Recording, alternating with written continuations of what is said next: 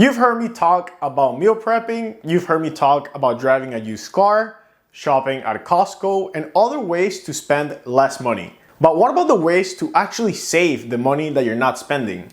Well, I've developed 3 quick tips that I apply on a monthly basis, and it's the ways that have helped me reach every single financial goal that I've set for myself. Maybe you're starting out, maybe you want to work through Dave Ramsey's steps. But I truly think that if you apply these on a monthly basis, it will help you. Let's get to it. So the first one is one that we always talk about, and it's automation. Automation is tip number 1, and these don't have a specific order, but I truly think that automation is the most important tip in personal finance in general.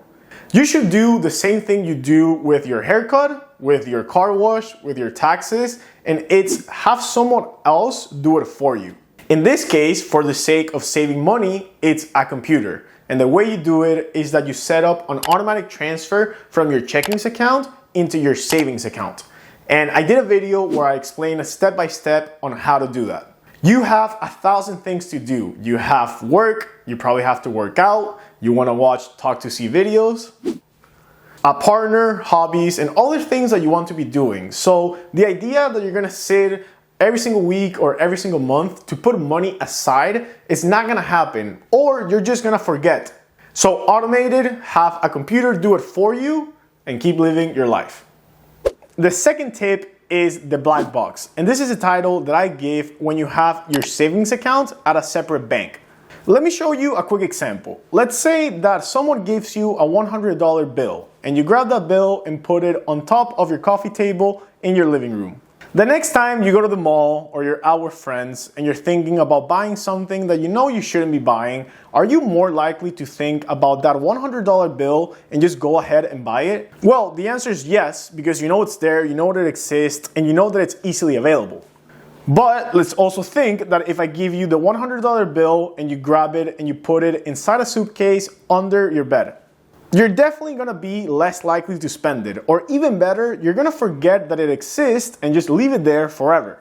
Well, this same approach is the one that I think you should take with your savings account. If you save money within your checkings account, or even if you have a savings account at the same bank, every time you log into your checkings account, you're gonna see your money there, and you're gonna know that you can technically spend it. If instead you have a savings account at a separate bank, you can just focus in putting money into it and just forget about it.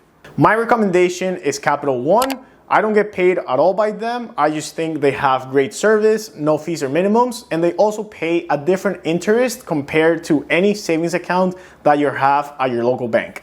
And a plus from that is that if you make it harder to access the money, if when you're planning a big expenditure, you have to go to a separate bank and take it out, you're gonna feel more guilty. And that's a good thing, because you shouldn't be spending the money that you put aside for savings. So open that bank account, create the black box, and just forget about it. And the third and last step is setting up paycheck splits. It basically consists on contacting your HR departments, or maybe just going into the HR system and setting it up so that your paycheck doesn't all go into your checkings account, but you have a few different accounts that it goes into. So when you go to put your bank account, like you probably did on the first day out of work, you're gonna have the options to actually add more than one. And then you can determine if you want to add a dollar amount that goes into each account, or maybe just a percentage. For example, for me, my workplace allows me to put different accounts, but it has a 3-account maximum. So what I do is that I transfer $500 every single paycheck into my investment account for both my brokerage and Roth IRA investments. Then I have around $150 that goes straight into my savings account, into the famous black box account. And then the rest of the money goes into my checkings for all my expenses.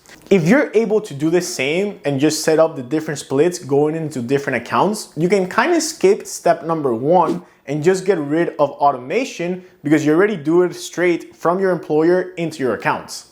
So just stop being lazy, send that email to HR, and set up the structure so it goes to all your different accounts.